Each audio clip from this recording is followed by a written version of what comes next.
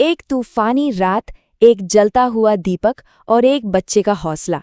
ये कहानी है अर्जुन की, जो सिर्फ बाहर के तूफान से नहीं बल्कि अपने अंदर की हिम्मत से लड़ रहा था। अब सुनने में ये मुकाबला जितना आसान लगता है उतना ही मुश्किल था।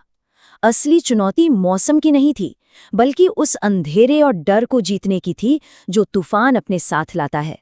ये हिम्मत की, हौसले की असली परीक्षा थी।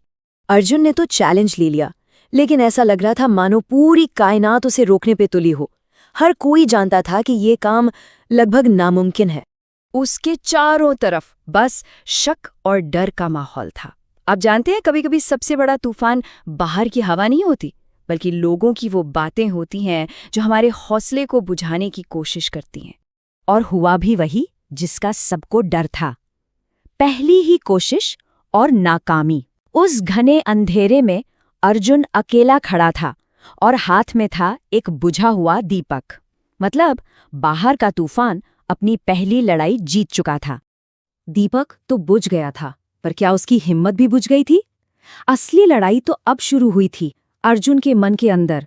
क्या वो हार मान लेगा या फिर से कोशिश करेगा? तो अर्जुन के इस कहानी को यहीं एक पल के लिए रोकते हैं और एक और कहानी की तरफ बढ़ते हैं।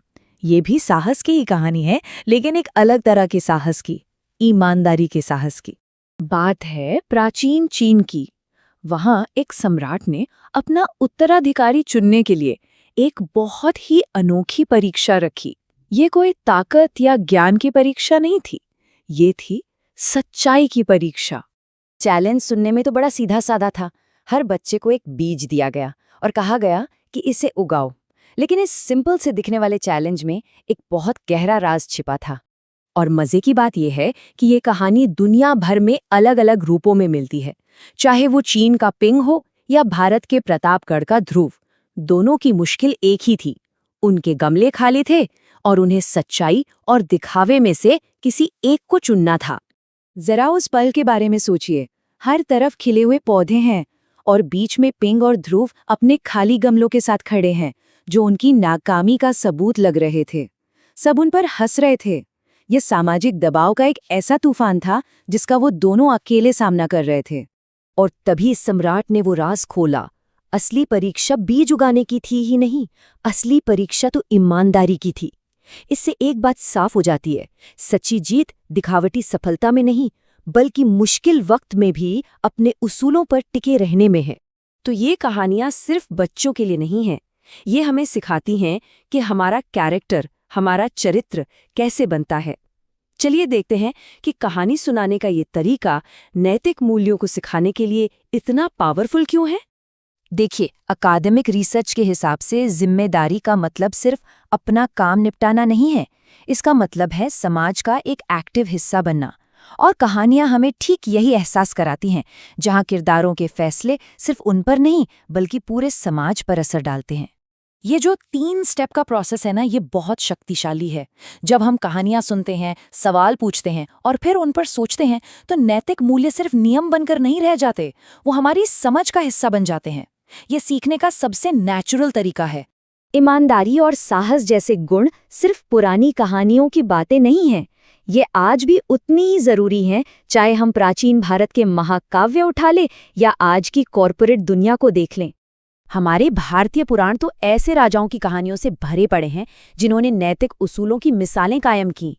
राजा हरिश्चंद्र ने सत्य के लिए, राजा बलि ने उदारता के लिए और राजा शिबी ने किसी की मदद करने के लिए अपना सब कुछ दांव पर लगा दिया।